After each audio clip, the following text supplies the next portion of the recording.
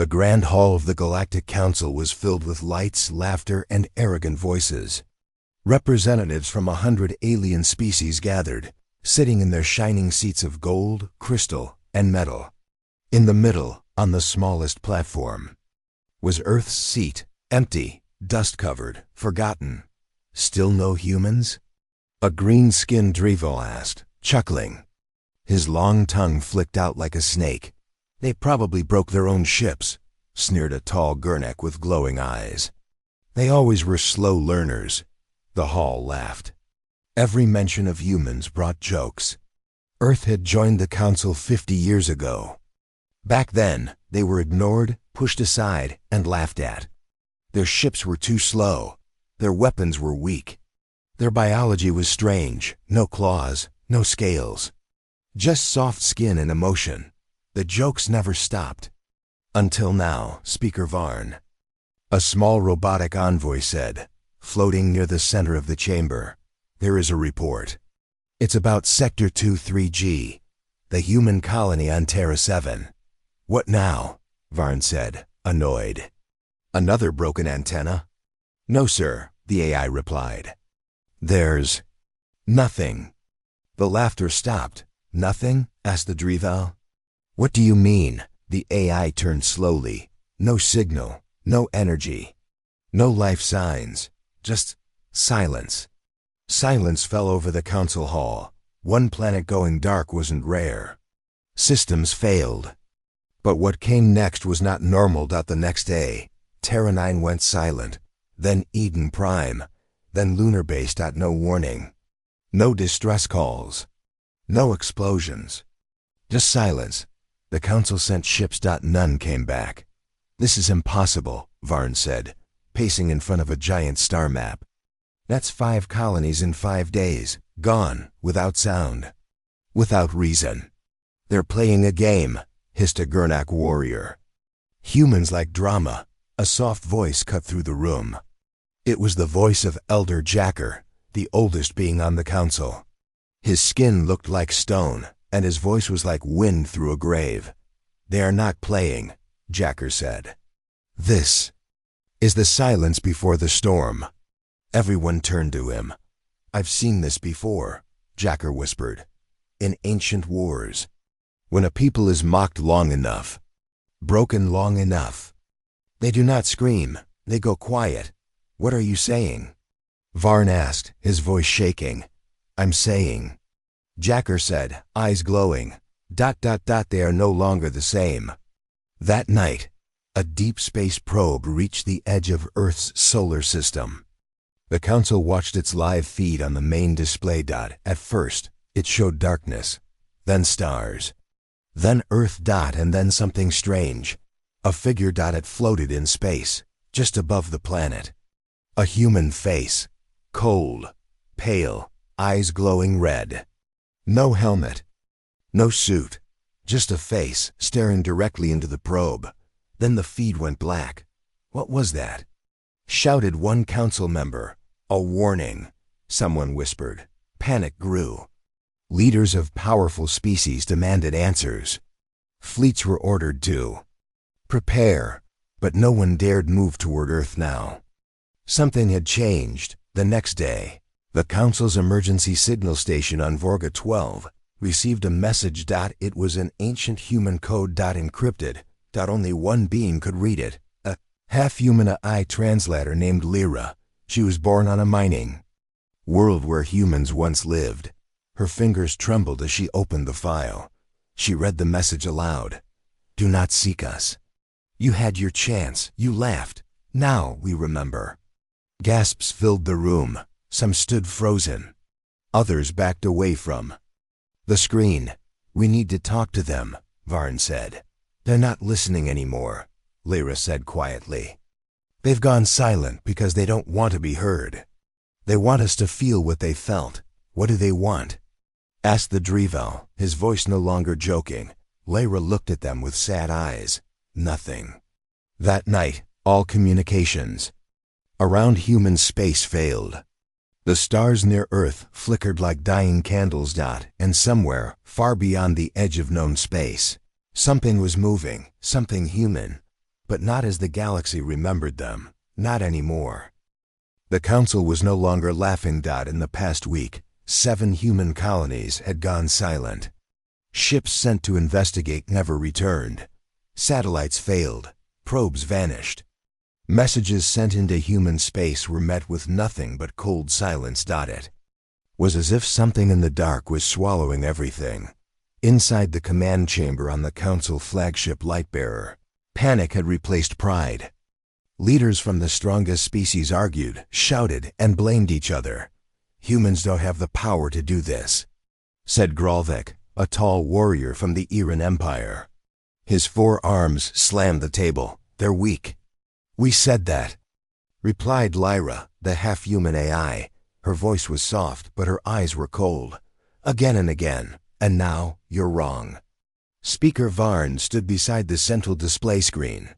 His voice was thin and uncertain. "We need proof. We need to know what's happening in that space. If we can understand it, maybe we can fix this." "No one returns," said a Drival captain. "You send a ship in, and it never comes out." "Then send a machine," said Lyra. A new probe was prepared. It was faster, stronger, and armed with scanning tech never used before. It launched toward the edge of Sol, the old human system. Council watched its journey on a giant screen. The stars passed by in silence. Then the probe reached its first checkpoint, the orbit of Pluto. There were no signs of satellites. No transmissions. "No ships. Continue forward," Speaker Varn sighed. The probe moved deeper into the system. As it passed by Mars, the signal became weaker. Static filled the feed. Then something appeared on the screen. It looked like a shadow. A massive shape, floating still in the void. The scanner tried to identify it, but failed. It wasn't a ship. It wasn't a station. It was something new. Shape had smooth edges, no lights, no signs of energy. But it wasn't dead. It was watching. "What is that?" someone asked in a whisper. The feed cut for 3 seconds, then came back. This time, the image was clear. A human face stared into the probe. It looked like a woman. Pale skin, no suit, no helmet. Her hair floated in the airless void. But her eyes glowed with red light. She didn't blink. She didn't move. Her face was blank. No life signs, the probe reported. "No oxygen, no sound. Is she alive?" asked Varn. The AI responded, "Unknown." The image zoomed in. There was something strange in her eye. A reflection. Lyra leaned forward. "Zoom again." Inside the woman's eye, the reflection showed thousands of lights. A whole fleet. But not Council ships. These were new, sleek, black, silent. They looked like predators waiting in the dark. "She's not alone," Lyra whispered. Suddenly, the woman opened her mouth, but no sound came. Out. The probe's systems began to fail. The camera blurred. The lights dimmed. Then a single message appeared on the screen. "You are not welcome here." The feed went dark. The probe was gone. The Council room erupted in chaos. What are they doing? How did they build that fleet? "We never saw it on any scan. How is that possible?" Varn turned to Lyra. "You're part human. Tell us, what are they thinking?" Lyra looked pale. She had seen many things in her time, but this was something new. "They're not just reacting," she said. "They're executing a plan." "What plan?" A Gurnik general barked. She shook her head slowly. "Something old. Something they started the day you mocked them for the last time." She turned toward the Council and said, "You thought they were behind because they were quiet, but silence doesn't mean weakness. Sometimes it means preparation." Later that night, Lyra sat alone in her chamber. A private signal pinged in her system. A secure human frequency. She accepted it. The screen lit up. A man appeared. His face was hidden by shadows. Only his voice came through. "We know you tried to help them," the voice said. "I didn't tell them anything," Lyra whispered. "I just translated." That's enough, the voice replied. We haven't forgotten you. What is all this? She asked. Why now? There was silence. Then he said, because the galaxy must understand. Silence is not surrender. It is the breath before the strike. The screen went black dot the next day. Council ships stationed near the human border went offline. No battles, no reports. Just blackness. The border zone became a dead zone. No light, no sound. The council marked the space as restricted. Do not enter human territory. But deep down, they knew the truth. That space no longer belonged to the council. It belonged to something else now. Something silent. Something human. And it was only the beginning. Senator Arvok of the Gurnak Empire was a proud being. His people had conquered 5 star systems before the humans even learned to build faster-than-light ships. He remembered the day Earth joined the Galactic Council, small, nervous, hopeful. He remembered what he said back then. Humans will never be equals, Arvok had announced in front of 100 species. Let them learn to serve first. Everyone laughed. Even some of the human diplomats forced a smile. That was 50 years ago. Now, Arvok sat alone on his private ship, Honorfang, just outside the Terran Void, the black zone that once held human colonies. All signals were gone, all probes lost. No lights, no messages, only silence. But Arvok wanted answers. He had ordered his ship to approach the edge, ignoring the Council's new warning signs. Prepare a deep scan, he said to his pilot. Pilot hesitated. Sir, this is forbidden space now. I gave an order, Arvok snapped. The pilot obeyed. Scanners hummed. Lights blinked. Then the ship shook. Contact? Arvok stood quickly. No, sir, the pilot said. Nothing visible, but I think something is scanning us. A screen lit up with strange symbols, human code. Then the ship's lights flickered. For a moment, everything went dark. When the power returned, the main screen showed a face. A human woman. She looked calm, but her eyes were glowing. Red like fire. I remember you, she said. Arvok froze. The woman continued. You laughed. You said we were weak. Arvok tried to speak. I never meant.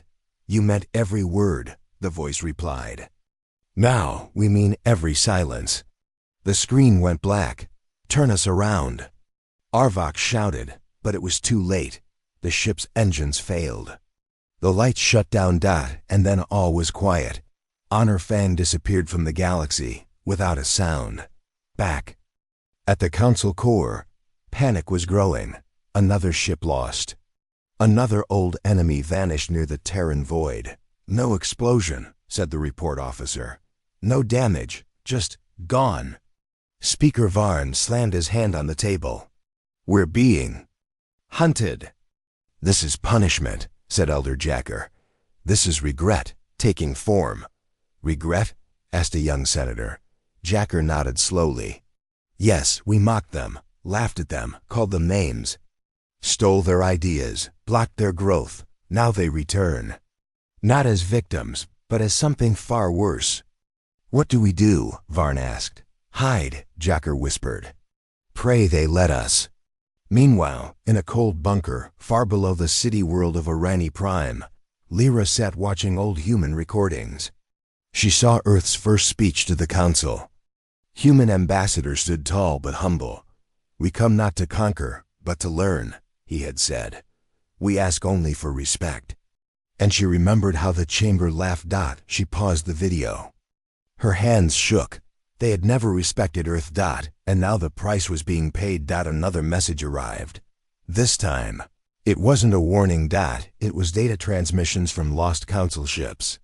Recovered and replayed, the last words of dozens of crew. Members, seconds before silence, one voice repeated over and over. They are everywhere, watching, waiting. They don't speak, they just, then static. Speaker Varn looked pale. We need to send a peace offer, he said. Let them know we regret our actions. But Lyra stepped forward. You think a gift will fix this? Varn looked confused. Yes, that's how diplomacy works, Lyra shook her head. You don't understand humans. Then explain, he said. She looked directly at him. They gave you their words. You gave them jokes. They gave you their knowledge. You took credit. They gave warnings. And you laughed. Now they have nothing left to give. Only silence. That silence is their answer. The council held an emergency vote. Should they close all borders? Should they ban ships from going near human space? Should they send ambassadors? But while they argued, more ships went missing. Scout teams. Supply fleets. Research vessels. Vanished. And slowly, fear crept into every council chamber. Holograms of Earth were removed from maps. Mentions of humanity were deleted from records. No one wanted to speak of them. The silence was too loud. In a hidden system on the edge of the Terran void, a human fleet hovered in formation. Their ships were smooth and dark, like giant sharks in space. No lights, no names. Inside one ship, a commander stood at the window. We've let them speak for a century, he said. Now they will listen to nothing. Another officer nodded. What is our command?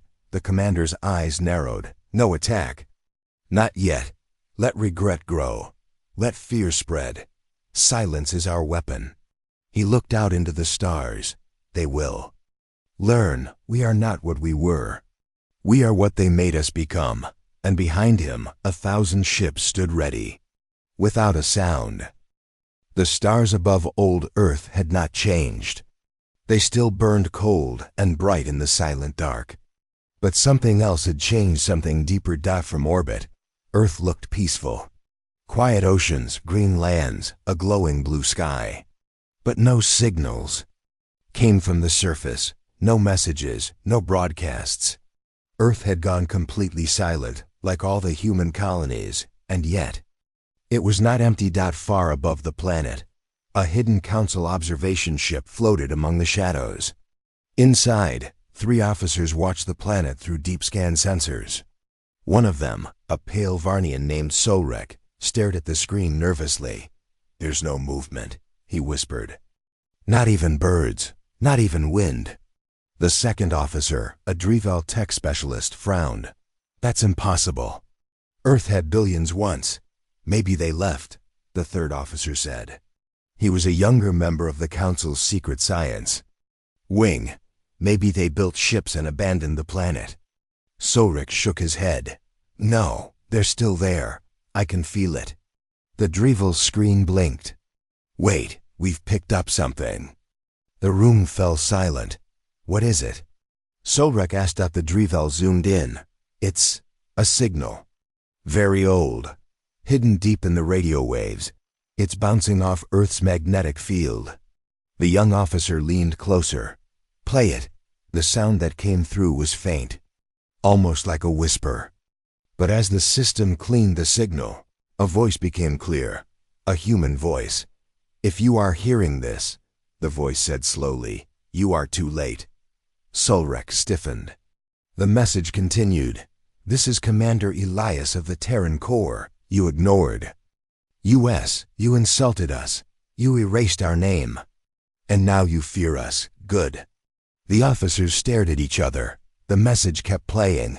You think we disappeared. We didn't. We evolved. We adapted. We remembered. Every joke. Every insult. Every blocked treaty. Every stolen idea. The voice grew colder. We waited. We learned. We went quiet. Because silence is the deadliest sound in war. Then silence. That's it. The Drival asked. No, said the younger officer. There's more. Another voice came through, this one a woman's. We gave peace. You gave poison. We offered friendship. You gave fear. You chose to laugh. And now we choose to listen. No more. The signal cut. For a few seconds, the only sound in the room was the quiet hum of the ship's systems. Then all screens on the ship went black. What just happened? Solrek shouted. We're being jammed, said the Drival. No signal, no control. The ship shook. A shadow passed outside the window, huge black. And silent that something had found them. Back in council space, Lyra walked alone through the old archives. Dusty holograms and ancient datapads lined the walls.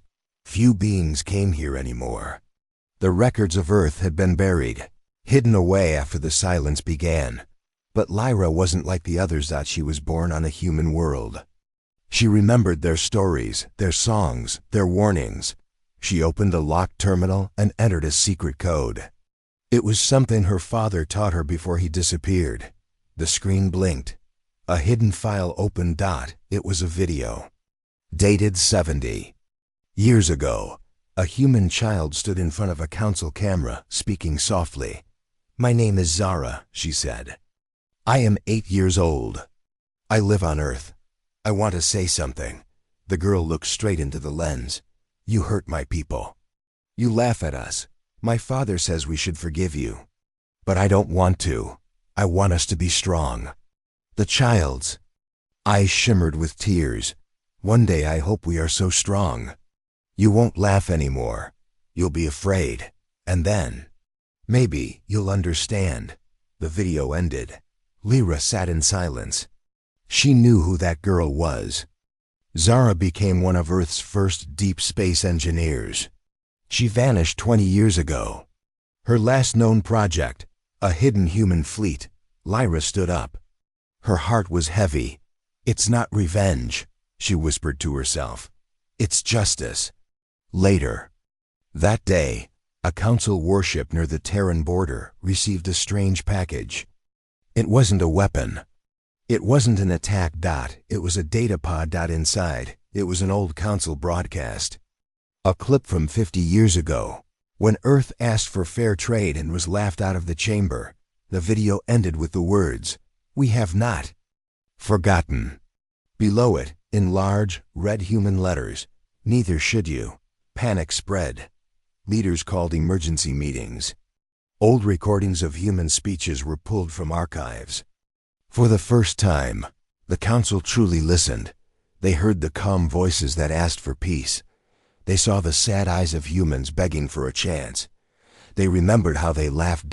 And now, the silence made them feel small. Speaker Varn stood before the council, pale and afraid. "We mocked them when they were weak. And now they are stronger than we can imagine." Elder Jacker nodded slowly. "The whispers from old Earth are not noise. They are the echoes of everything we ignored." "What should we do?" asked a young senator. Jacker looked out into space. "We listen, and we regret." Above Earth, the council probe ship was found weeks later. Empty, drifting.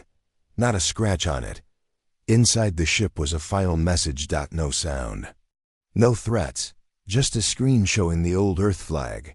And beneath it, the same message repeated over and over. "We asked. Nicely, you chose silence. Now it is yours." A black wall hung around Earth. It had no lights, no edges, no warning signs. Ships that came too close simply vanished. The council named it the Silence Net. But that was not its real name. Only humans knew what it truly was. Lyra did. Her post in the council's shadow division, she accessed old human logs, files erased from the public eye.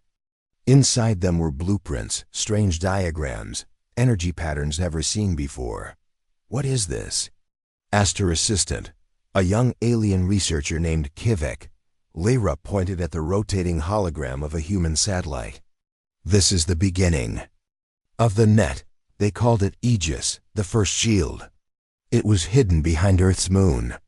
"But we never detected it," Kivik said. "Because it wasn't made to be seen," Lyra replied. "It bends light. It hides mass. It even tricks time." Kivik stared in silence. "Time?" Lyra nodded. "Yes, they studied our tech. They copied it.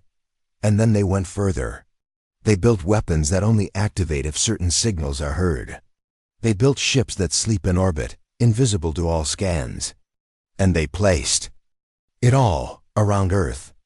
She looked him in the eye. "They built a defense system so strong, the council wouldn't even realize it was already inside it. Meanwhile, deep in space, a Council scout ship named Searchlight moved quietly near. Saturn. Its mission was clear: scan Earth's defenses without entering the black zone. We're staying 30 units away. The captain warned. If we cross that line, we disappear. The crew nodded. They were nervous. The ship's AI had already detected odd energy patterns. No movement, no ships, the navigator said. But something is wrong. The stars ahead look bent. Bent? The captain asked. The navigator adjusted the screen. Yes, sir. As if space itself is folding. Suddenly, the AI's voice spoke up. Warning, graviton distortion detected. Suggest immediate retreat. But it was too late. A small pulse of energy hit the ship. Nothing violent. Just a soft wave dot, and then everything stopped. Engines froze. Time slowed. No one could move. Only one system stayed active. The cameras. They showed a ship emerging from the black field ahead. It had no name, no color. Its surface was smooth, like glass. It didn't look like it flew through space. It looked like it moved space itself. A human voice came through the speaker. You are within range of Aegis defense grid. Return immediately. The captain struggled to speak, but couldn't. His mouth wouldn't open. The voice continued. This is a final warning. The screen blinked, and for a split second, they saw it behind the black wall of silence. A fleet of thousands. Human ships, silent and still. They weren't turned toward Earth. They were facing outward. Defense? Whispered the navigator. They aren't hiding. They're guarding something. Then the power returned. The engines roared back.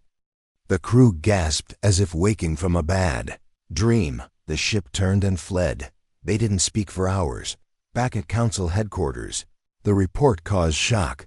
They have weapons far more advanced than ours, said Varn, eyes wide.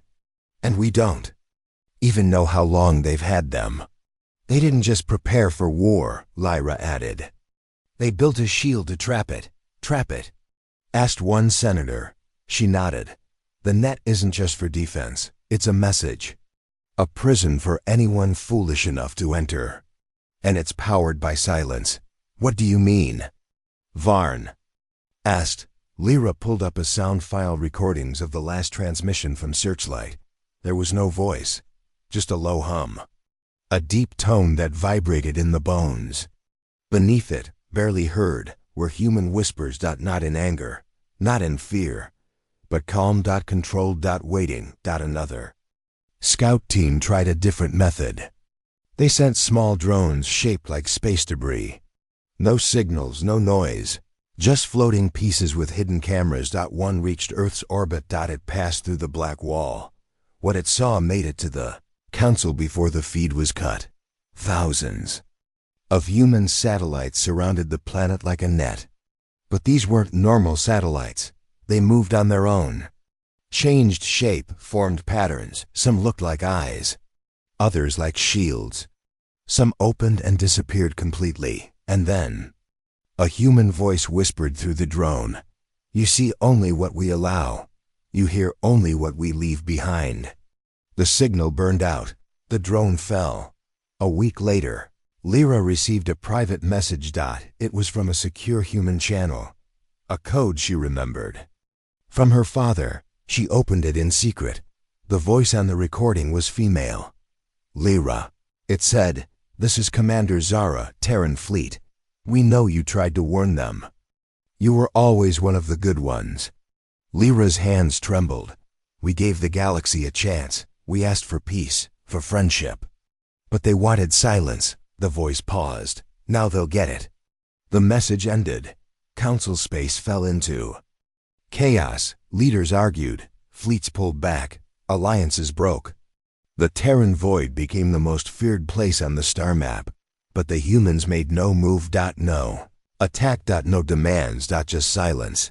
But around that silence, the strongest defense net the galaxy had ever known. And in the center of it, Earth, glowing blue, untouched and deadly. The halls of the Galactic Council were quiet now. no debates, no jokes, no shouting across species. Even the lights seemed dimmer.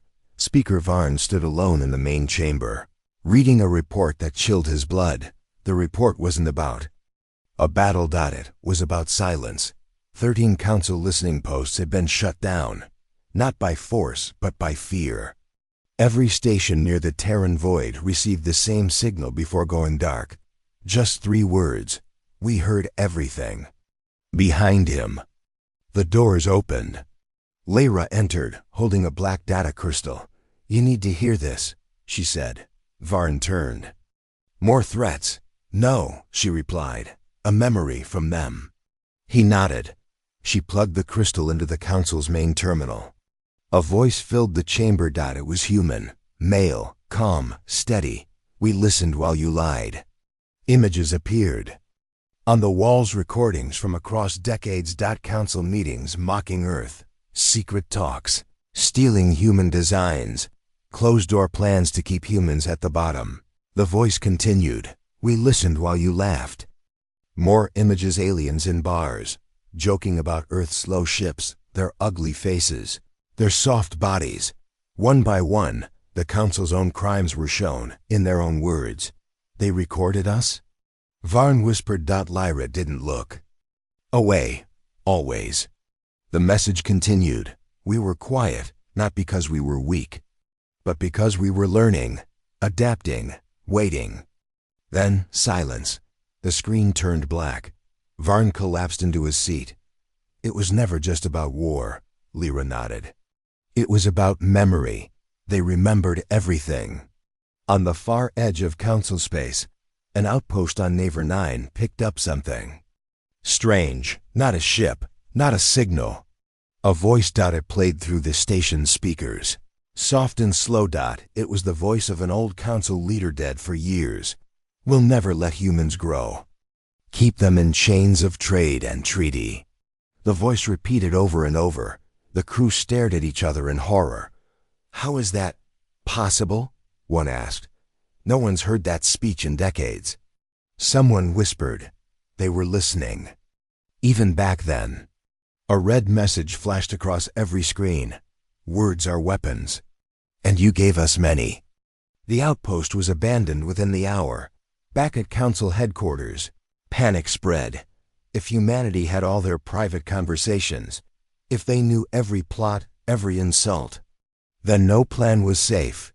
No alliance could be trusted. The Terran silence wasn't just empty, it was full of secrets. Speaker Varn called an emergency meeting. They have turned our own voices against us, he said. We are being hunted by our past. Lyra stepped forward. You didn't just underestimate them. You broadcast it. She tapped the terminal and another file played. This time, it was a recording from Earth. A small, simple classroom. A teacher stood before a group of children. Always listen, the teacher said. Not just with your ears. With your heart. With your history. Someday, silence will be our reply. And they'll understand what it meant. The children nodded, quiet, focused. Varn stared at the image. They were teaching this to children? Lyra's voice cracked. Yes, while you taught your people to laugh. They taught theirs to listen. One of the Council's most powerful war fleets, stationed near the edge of Terran space, received a strange order. Not from a human. From one of their own Admiral AI cores. Hack. The order. Stand down. Do not move. Then a voice came through the fleet's internal comms. We know your weapons. We designed better. We know your plans. We wrote our own. And then, the most terrifying line of all. You are not our enemy. You are our teacher. You taught us silence. The fleet didn't move again. They didn't even speak of what they saw. After they simply left. Quiet, shaken, unwilling to fight. Elsewhere, in a hidden bunker on the ice world of Roth, an old scientist sat trembling in front of a recorder. They heard everything, he whispered into the mic. They know what I did. I was part of the group that blocked their science funding. I said it would be dangerous if humans advanced too far. His voice cracked. They advanced anyway. He looked up, eyes red. If you hear this, know that. I'm sorry. We were afraid. You offered your hand. We slapped it away. He stopped recording. The lights in the room flickered. A voice spoke from the darkness. We heard that too. Then silence. In the shadows beyond Earth's orbit, inside the black net of defense and secrets, a human commander stood watching star maps. Every red dot on the map was a council post. Every blue circle was a recovered message. All those years. He said, they thought we were blind. Beside him, Zara, older now, strong, calm, replied, we saw. We heard. We just chose not to speak. The commander turned. What now? Zara stared into the stars. We wait. Let them hear their own words echo back. Let them choke on their history. He nodded. And after that? She smiled, but it wasn't warm. Then, we decide if they're still worth speaking to. Outside, human ships shifted quietly in orbit. Not attacking, just watching. And listening. As they always had. Deep in the galactic void, beyond any known charts, a signal started pulsing. It was weak, slow, and very old. Yet it carried something that sent chills through every listening station in the Council's network. A human voice, distorted, calm. We left the silence behind. Now we speak only once. The Council's High Alert Center picked it up first. The operator, a young Varnari named Dex, stared at his monitor. His hands trembled. Sir, he called to his superior. We have something strange. The supervisor leaned over. Another broadcast from the humans? No, Dex said. Worse, this one is from deep space. Uncharted territory. But it's human. The room fell quiet. Within hours, the council gathered in emergency session. Speaker Varn, looking older and more tired than ever, played the message again before the assembly. We left the silence behind. Now we speak only once. Senator Thaler stood up. What does it mean? Is it a threat? No, Lyra answered. Softly, she stood near the back, hands clenched. It's a warning. The room stirred. She continued. They said they would remain quiet. They said they would remember. But this message, it's not just a recording. It's a declaration. Of what? Asked Thaler. Lyra's eyes darkened. Judgment. Far away, on a research station orbiting the dead planet Archon 12, a scientist named Mora worked alone. She had intercepted part of the human signal days before anyone else. She hadn't told the council. She wanted to understand it first. Late at night, she played it again and again, analyzing the data. It wasn't just one voice. There were thousands layered under the main message. Whispers, memories, thoughts, all combined into a single pulse. One whisper caught her attention. They never asked why we were silent. They only laughed louder. She paused. Then another line. They thought silence meant fear. They never thought it meant power. Mora leaned back in her chair. They've been planning something, and we never saw it coming. Suddenly, her screen flashed. A new message appeared. You're listening. Good. Now hear this. She jumped from her seat. This wasn't a playback. This was live. The message spread across the galaxy. Not by ships. Not by stations. But through dark tech data pulses sent through the void itself. No one could trace it. No one could stop it. The same voice echoed through every terminal, every screen, every AI system connected to the galactic grid.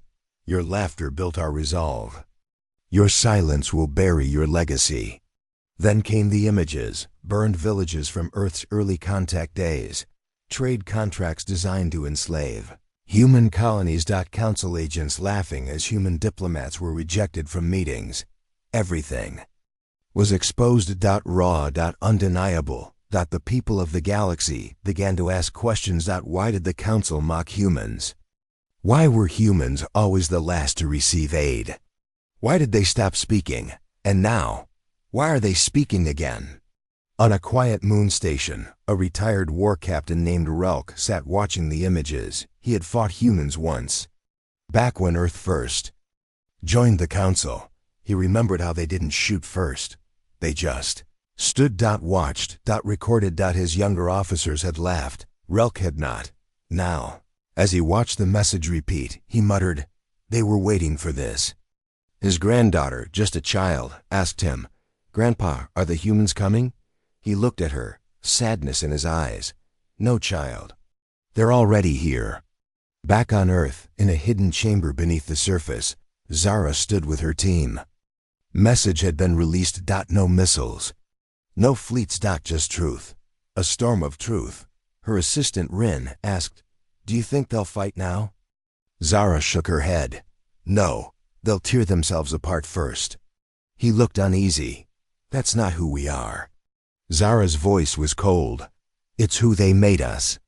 Rin said nothing more. In the deepest part of space, near the edge of known reality, a signal station picked up something terrifying. A human probe, not a warship. Not a drone, just a black metal sphere, silent, floating. Had entered the station's sensor range and stopped. Then it played the message again. "We speak only once." And then it did something no one expected. It played their voices back. All the lies, all the hate, all the cruelty they once said behind closed doors. Now. Floating in space. Now. Repeated forever. The commander of that station ordered a full evacuation.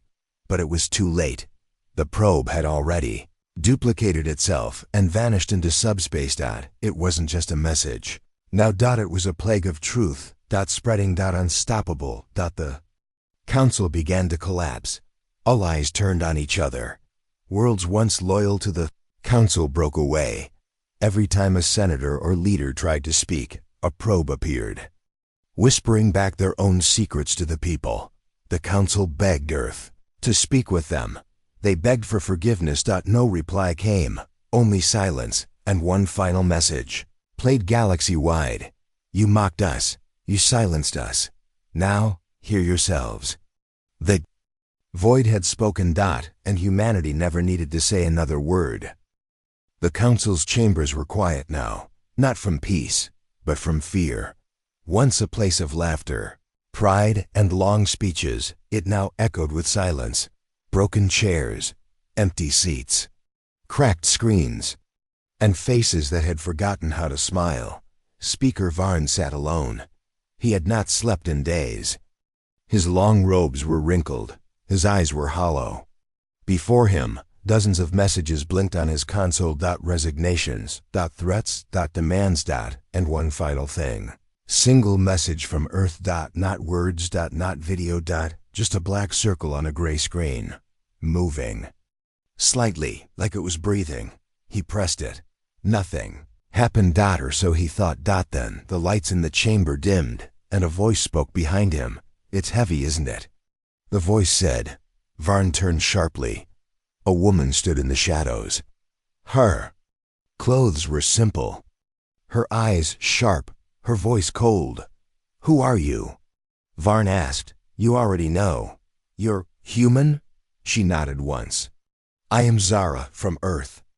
Guards rushed toward her, but she raised one hand. The lights flickered again. The guards froze, literally, like statues. "They're not dead," she said calmly. Just paused, "like your words." Varn stood slowly. "Why are you here?" "To finish what we started." Deep in a hidden lab on the planet Tarnus, a group of scientists gathered around an ancient council database. One of them, a young alien named Kier, spoke nervously. "Are we sure this is wise?" His mentor, a gray-skinned elder named Talon, didn't look up. "We need to understand the past before we lose the future." They accessed restricted files records from over a century ago. The files showed everything the Council had hidden. Meetings where humans were mocked for their appearance. Planets where Earth's envoys were attacked and blamed. Laws written to trap humanity in debt and silence. One file stood out. Project Void. "Gate, what's this?" Kier asked. Talon stared at the screen, eyes wide. It's what they tried to build to trap Earth in their own system. But it failed, or so they thought. The file ended with a warning from a council scientist long dead. Humans adapt. But they never forget. Back in the council chamber, Varn sat across from Zarada. His voice was weak now. Why didn't you just attack us? We could have, Zara said. Easily, but that's not justice. That's war. You made fun of us for being silent. Now silence is your prison.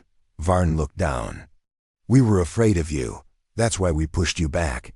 No, Zara said. You weren't afraid. You were proud. Too proud to see us as equal. And now that your own people know the truth, they fear you. What do you want from us? He asked. Nothing, she said. We already have what we came for. Varn frowned. Revenge? No memory. Zara stood. We reminded your people who you really are. That's more powerful than any weapon. She walked past him.